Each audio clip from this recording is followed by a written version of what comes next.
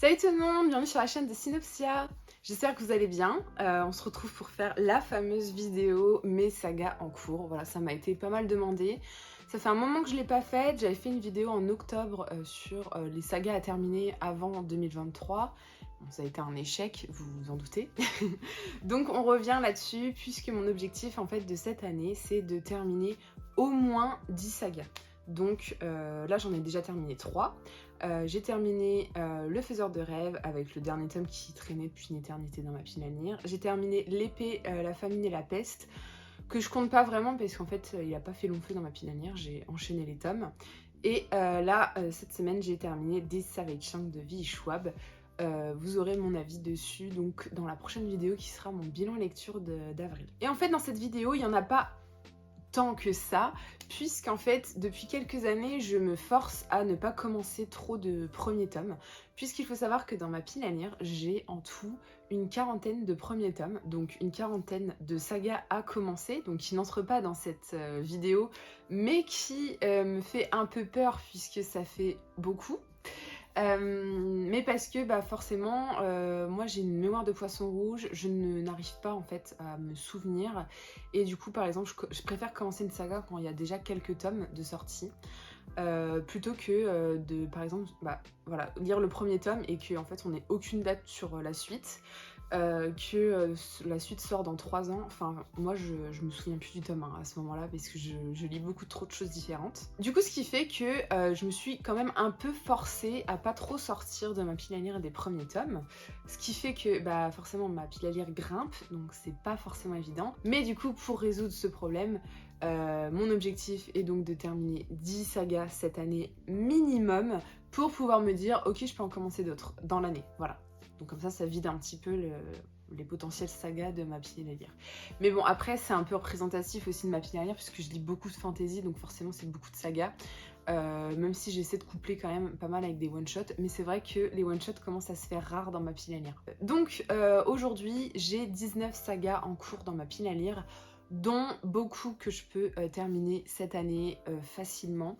Donc c'est parti, on va commencer donc avec les sagas qui sont terminées, c'est-à-dire que tous les tomes sont sortis. Donc c'est que je n'ai plus d'excuses, si ce n'est une excuse financière de terminer la saga.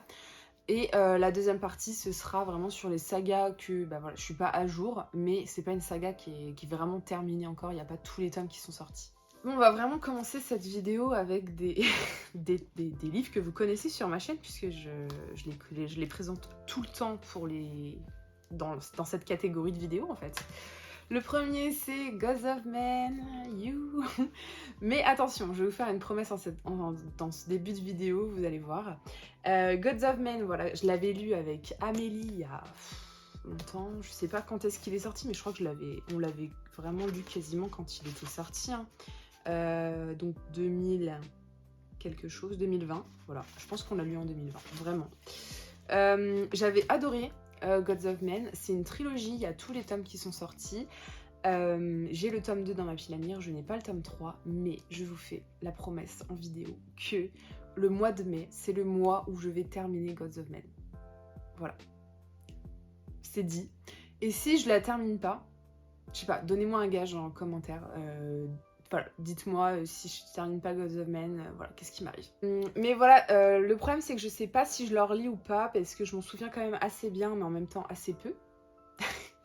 Voilà, je me souviens que c'est l'histoire de Sable, qui est une jeune fille qui a dû voilà, déserter totalement tout ce qu'elle connaissait quand elle était plus jeune, parce qu'elle a accidentellement tué sa sœur à cause d'une magie qu'elle possède, mais qu'elle essaie de cacher, qu'elle ne sait pas contrôler.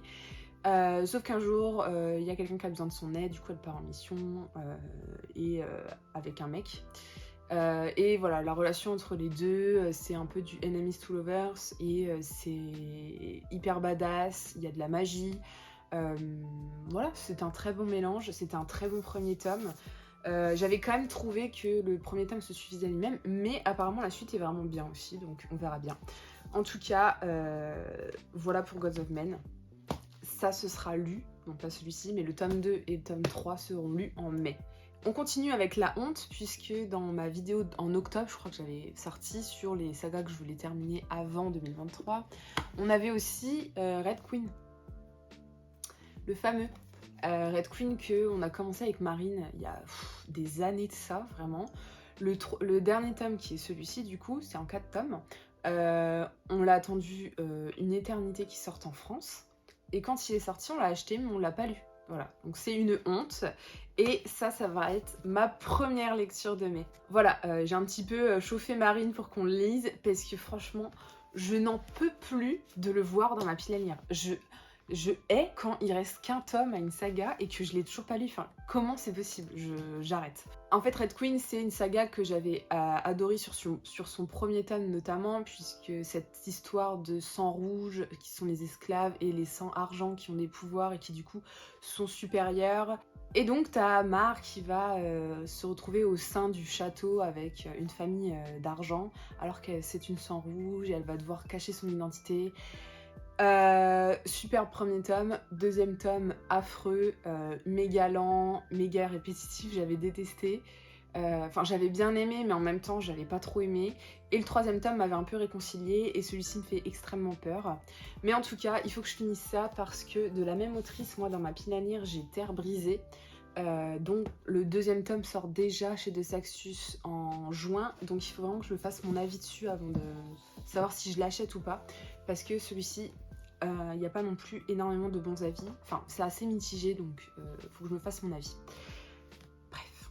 Ensuite, bon ça je vous refais pas le topo parce que récemment je vous ai quand même pas mal parlé de cette saga, mais je suis en train de lire le deuxième tome de Throne of Glass, et ça c'est une saga aussi que je vais terminer cette année avec un tome par mois, parce que c'est une saga que je vais lire depuis très longtemps, donc je ne vais pas me retenir. C'est génial en plus, c'est tout ce que j'attendais, donc voilà, Throne of Glass, c'est une saga en 8 tomes quand même, enfin 7 tomes plus un préquel, mais qui est essentiel, donc ça fait 8 tomes. Donc pareil, je peux pas me permettre de me dire je lis que 3 tomes et je lirai la suite l'année prochaine, parce que vraiment je vais plus jamais m'en rappeler, surtout que c'est quand même une longue saga. Et pour cette saga là par exemple, je fais des résumés pour chaque tome, enfin je suis en train j'ai fait un résumé pour le premier tome, je vais faire un résumé pour le deuxième tome, etc. Comme ça, dans le temps, je pourrais m'en souvenir un petit peu plus. J'avais fait ça aussi pour l'Assassin Royal, qui est le prochain, voilà, allez. L'Assassin Royal, j'avais fini la première époque, sauf qu'en fait l'Assassin Royal, il y a 3 époques en tout, et entre chaque époque, il y a d'autres sagas à lire. Donc là, je parle vraiment de la saga l'Assassin Royal, qui est une saga en cours que je ne pourrai malheureusement pas terminer cette année, c'est pas possible. Ou alors il faut que je lise que ça. Mais ça pareil, j'avais fait des résumés donc qui sont dans mon PC qui n'est plus accessible puisqu'il ne s'allume plus, donc je ne peux pas récupérer mes résumés. Donc il faudrait que j'aille dans un magasin d'informatique pour les récupérer. Bref, mais du coup j'avais pas fait de résumé sur le dernier tome, et je pense que pour me remettre dans le bain cette année, je vais relire le dernier tome. En tout cas, cette année, mon objectif, c'est de lire Les Aventuriers de la Mer, qui est en 9 tomes du coup, et qui se place du coup entre la première et la deuxième époque de l'Assassin Royal. Ensuite, en saga en cours, bah ça je vous le représente pas non plus, mais on a le Royaume des damnés, je le mets dans cette catégorie, donc saga terminée parce que c'est terminé en VO, mais c'est pas terminé en français, hein, il n'y a que le premier tome pour l'instant, mais il y a peut-être moyen que je le continue en VO, donc voilà, le voici, le voilà, donc il me restera 2 tomes à lire, sachant que l'autrice va sortir un autre tome sur un personnage de la saga.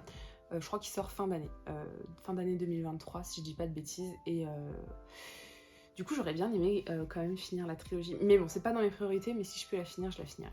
Ensuite on a Anne de Green Gables, voilà j'avais commencé le tome 1, waouh, printemps de 2022, puis je sais pas ce qui s'est passé, j'ai quasiment tous les tomes, mais j'ai pas continué, peut-être que cet été je m'en lirai quelques-uns. Je sais pas si c'est une saga que je vais terminer cette année, mais je sais que je vais la continuer en tout cas, parce que voilà, c'est des livres qui se lisent tout seuls. J'adore Anne depuis la série en fait qui m'a fait découvrir l'œuvre. J'avais adoré le premier tome, voilà, ça va être assez unique par rapport à la série puisque c'est totalement différent, mais voilà, ça fait partie de mes sagas en cours que j'ai commencé, voilà, avec un premier tome. J'ai tous les tomes d'après quasiment, mais j'ai pas continué, donc ça c'est lamentable, vous me direz. Donc voilà pour Anne. Voilà, vraiment, ces éditions sont incroyables. Récemment, je me suis procuré Once Upon a Broken Heart, qui est une autre saga en fait, avec un personnage de l'univers de Caraval. Caraval, j'ai jamais lu le dernier tome, parce qu'il est jamais sorti en France, mais j'ai lu sur un blog, je crois, un texte, un article qui voilà, dit tout ce qui se passe dans le dernier tome. Je m'en souviens plus trop honnêtement, et voilà, cette année j'avoue que j'aimerais bien relire Caraval. Peut-être pas tout, peut-être pas en entier, peut-être quelques passages, je sais pas, en tout cas je sais que le dernier tome je veux le lire en entier. Et aussi, alors je vous dis qu'il est jamais sorti, mais en fait il est ressorti après chez une autre maison d'édition. Moi du coup je me les étais procurés en anglais, parce que ça m'avait saoulé en fait que Bayard ne publie pas la suite. Mais en tout cas, j'ai envie de me remettre dans le bain pour être prête pour Once Upon a Broken Heart, parce que j'ai acheté le tome 1 et 2 quand même en VO aussi. Donc voilà. Mais en fait, je sais pas, j'hésite à les lire en anglais aussi. À voir, mais du coup, ça prendra plus de temps. Ensuite, en faisant cette vidéo, j'ai redécouvert en fait des sagas qui étaient en cours, notamment Aurora Squad. J'avais lu les 2 premiers tomes. Et pareil, en fait, dans le laps de temps que le tome 2, enfin que le tome 3 est sorti après le tome 2, et ben j'ai un peu oublié. Je suis quand même moins à fond dans cette saga par rapport à Illuminae, parce qu'Illuminae c'était vraiment saga de cœur. D'ailleurs, j'ai toujours pas acheté le tome 2, qui est mon tome préféré. Mais voilà, Aurora Squad, faudrait que je finisse un jour, je sais pas trop.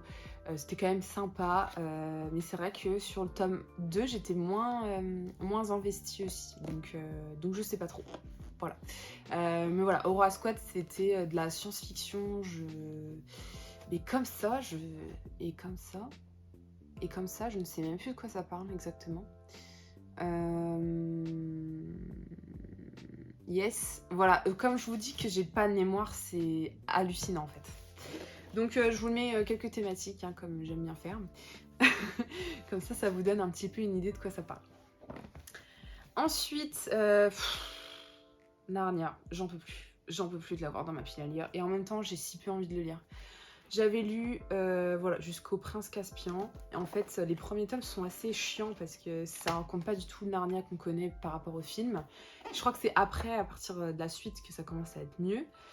Mais voilà, pareil, je devais reprendre avec Marine et Amel et on a un petit peu annulé le projet, quoi.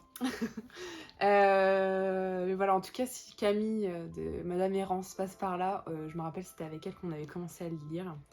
Et pareil, elle aussi, elle avait littéralement abandonné. Mais voilà, ce serait bien qu'un jour je me dise j'ai lu tout Narnia, quoi. Donc pareil, je vous fais pas le résumé, vous connaissez. Et ensuite, Blackwater. Pareil, j'ai lu les 2 premiers tomes sur les 6.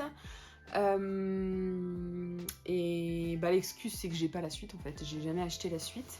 J'avais beaucoup aimé les 2 premiers tomes, vraiment. Franchement, c'était vraiment très cool. Et apparemment, les tomes d'après sont encore mieux. Donc voilà. Comment vous dire, Blackwater c'est une ambiance assez un peu feuilleton, un petit peu dark, tu comprends pas trop bien ce qui se passe, c'est assez étrange en fait comme lecture, mais j'avais bien aimé l'ambiance quand même, mais je pense que ça plaira pas à tout le monde. Mais oui, il y avait, en fait c'est l'histoire en fait d'une petite ville qui est retrouvée, voilà, enfin qui est inondée, et en fait il y a un monsieur en fait qui est avec sa barque, qui est en train de regarder s'il y a des survivants, il va tomber sur une femme, mais c'est très bizarre, cette femme elle est super bizarre en fait, sauf que bah, elle va intégrer la communauté après les inondations, sauf qu'en fait on sait pas grand chose d'elle, voilà, il y a des choses étranges qui se passent, et voilà. Bah Blackwater, voilà, ce serait bien aussi que je la continue, mais j'ai un gros doute sur le fait que je continue puisque la suite n'est pas dans ma pile à lire. Et enfin, pour terminer avec cette partie saga terminée, celui-là c'est pas vraiment une saga puisqu'en fait c'est un préquel, et du coup je vous sors la bête. Ah, voilà, ça j'aimerais vraiment le lire cette année. J'aimerais vraiment le lire cette année. Mais si je le lis, il faut que je relise Le Prieuré de l'Oranger parce que je m'en souviens plus. Et Le Prieuré de l'Oranger, ça me saoule de le relire. En fait, j'ai envie de le relire parce qu'il était trop bien. Je me souviens avoir trop adoré. mais il y a trop de choses que j'ai oubliées et je sais pas si ça va me porter préjudice dans ma lecture de celui-ci. Donc je sais pas. Il faut que je vois ce que je fais. Mais c'est un dictionnaire quoi. Enfin, la version de Saxu c'est un dictionnaire. La version en anglais n'est pas comme ça. Mais il n'empêche que c'est assez long à lire. Après celui-ci apparemment le préquel est vachement moins lourd à lire que le prieuré. Puisque le prieuré t'avais plus ce truc d'introduire tout l'univers qui est hyper riche, hyper complexe. Donc voilà, je vous mets un trait en dessous, mais vous l'avez vu partout. Donc voilà pour moi, pour ces sagas terminées. Dites-moi ce que je fais pour celui-ci, pour ceux qui l'ont lu, je sais pas quoi faire. Bon, c'était pas le dernier de prieuré, l'autre c'est la saga maudite, encore une fois. Donnez-moi Caraval, donnez-moi Une Bresse sous la cendre, voilà, qui a été une de mes sagas favorites pendant très très longtemps, j'ai adoré cette saga. Et puis bah ma hype c'est totalement terminée quand voilà, PKJ a annoncé qu'il n'y aurait pas le tome 4 en France. Déjà il y avait eu une baisse de hype à cause du changement de couverture, bon c'est un peu bête hein, mais j'aimais tellement les couvertures de base. Voilà, je n'ai jamais lu la fin et pareil ça m'angoisse parce qu'il me restait un tome et que j'adorais cette saga qui était vraiment trop chouette et voilà quoi, enfin je suis trop deg. Mais du coup comme je vous en ai parlé dans mon dernier tag là qui est paru sur la chaîne, ma dernière vidéo, j'aimerais quand même un jour lire la fin. Ce serait cool, du coup en anglais, mais voilà. Une très claire déception pour ce tome qui ne sera jamais paru. Donc voilà, très triste. Et maintenant on tient bon, on passe aux sagas qui sont en cours, voilà, qui n'ont pas encore de fin. La première saga c'est Campus Drivers, du coup que j'ai commencé cette année. Il me reste encore le tome 3 à lire, sauf que c'est pas vraiment la fin puisque cette année l'autrice ressort 2 autres tomes que je n'irai pas cette année parce que du coup ils vont sortir en grand format et moi je les ai en poche, mes Campus Drivers, donc je vais attendre la sortie poche évidemment. Vous connaissez mon avis dessus, vous connaissez un peu le résumé, j'en ai pas mal parlé dans mes récentes vidéos. Donc allez checker ça. Et ensuite on repart dans la fantasy avec... Ah j'ai trop honte, The Bone Season de Samantha Shannon visiblement. Donc voilà, gros coup de cœur pour le premier tome. Et puis j'ai foiré quoi, j'ai jamais lu la suite. Alors pour ma défense, donc il y a 4 tomes qui sont parus en français. C'est une saga qui fera 7 tomes, sauf que du coup le tome 5 n'est encore pas... je sais même pas s'il est écrit encore, enfin je crois que voilà, non, c'est toujours en cours. Donc c'est quand même une saga assez complexe, riche.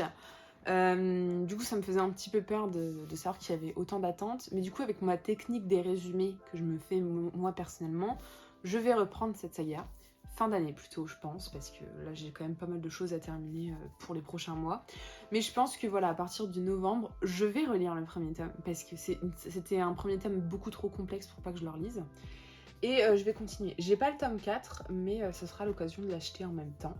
Et donc là on est plutôt sur de la dystopie, puisqu'on est dans les années 2059. Et on va suivre Paige, qui est une clairvoyante, qui va se faire attraper par les... Comment ils s'appellent? Les Réaïm. Ah oui. Qui sont en fait des créatures venues d'un autre monde et qui utilisent les personnes comme Paige, clairvoyant, à leur fin personnelle. Du coup, elle va se retrouver dans un clan un petit peu prisonnière sous la directive d'un gouverneur. Et voilà, c'est tout ce que je me souviens. Ah nickel, la saga que je vais vous parler est juste à côté. Pareil, j'en ai parlé dans le dernier tag. Allez, on va prendre celui-ci pour changer.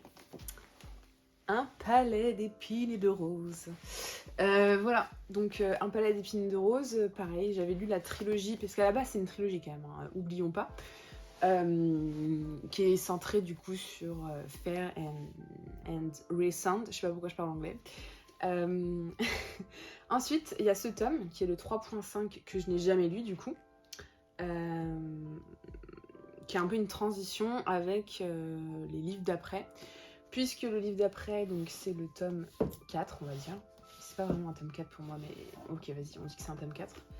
un palette flamme d'argent, donc là on est plus concentré sur un autre couple en fait, et le tome après celui-ci où on a zéro info, on ne sait pas quand est-ce que Sarah J. Maas va le pondre, sera sur aussi un autre couple, voilà, puisque c'est de la romantaisie.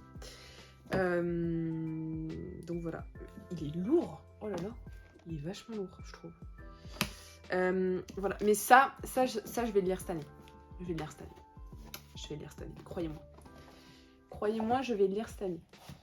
J'ai un peu... Quand j'ai besoin de spicy, et vu que le tome 4 apparemment est hyper spicy, mais en même temps j'ai peur que ça gâche un peu le plaisir de la lecture. Voilà, ensuite... Oh là là, j'en ai marre, il y en a trop. Ça me déprime de ouf là. Ensuite, celui-ci, je vais vous en parler dans mon bilan lecture d'avril. C'est Violet Made of Thorns. Je l'ai lu en pensant que c'était un one-shot, mais d'après Goodreads, il y aura un tome 2. Et je pense d'après la fin, je pense qu'il y a moyen d'avoir un tome 2 aussi. En tout cas, je pense que j'aurais pu me contenter de ça. Mais voilà, je crois que je suis lancée dans une nouvelle saga. Mais je vous en parle dans la prochaine vidéo. Pour en finir avec cette vidéo, en fait, parce que ça me déprime de voir tout ce que j'ai à lire. Il faut que je termine aussi Mémoire de la forêt. J'ai commencé donc, j'ai lu le premier tome en février. Le tome 2 est sorti aussi début d'année et je pense qu'il y aura une suite aussi.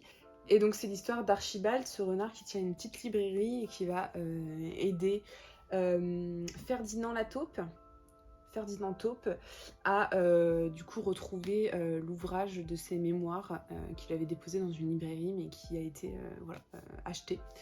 Donc voilà, c'était vraiment super chouette. Et enfin le dernier, c'est un psaume pour les recyclés sauvages. Le tome 2 est sorti en France il n'y a pas si longtemps que ça. Je me le suis pas procuré, voilà, mais c'est ma première découverte pour Becky Chambers, qui est une autrice que je voulais lire depuis un moment et j'avais vraiment beaucoup aimé ce premier tome. J'en ai pas trop parlé, c'est vrai, mais peut-être que j'en parlerai plus profondément en lisant le tome 2. Alors ça s'illustre très très vite, hein, puisqu'il fait 130 pages, et c'est de la science-fiction un peu cocooning, voilà, qui... C'est de la science-fiction positive, quoi, parce que généralement, science-fiction, c'est un peu violent. Là, on est plutôt sur une vision plus optimiste, en fait. Donc voilà, ça, je vous recommande, c'était vraiment chouette, franchement. N'hésitez pas. Voilà, mes 19 sagas en cours, essentiellement de l'imaginaire, évidemment, parce que c'est quand même souvent là-dedans qu'on a des grosses sagas à lire, en fait. Voilà, voici les 10 sagas que j'ai envie vraiment de lire cette année. C'est mon objectif. Et j'aimerais aussi en lire un petit peu plus que ces 10 là pour me sentir apaisée, quoi. Mais voilà. Généralement, c'est des sagas où j'ai tous les tomes. Par exemple, voilà, j'ai Nevernight, j'ai tous les tomes. La Cité de Laiton, j'ai tous les tomes. The Poppy War, j'ai tous les tomes. Voilà, ça, c'est des sagas que je peux commencer un peu sereinement parce que je sais que j'ai les tomes dans ma pile à lire. Donc voilà. N'hésitez pas à me dire en commentaire si cette vidéo vous a plu, quelles sont vos sagas en cours, les sagas que vous avez envie de terminer cette année, ce mois-ci, comme vous voulez. En tout cas, comme d'habitude, je vous souhaite de belles lectures et de bons visionnages et je vous dis à la prochaine vidéo. Salut!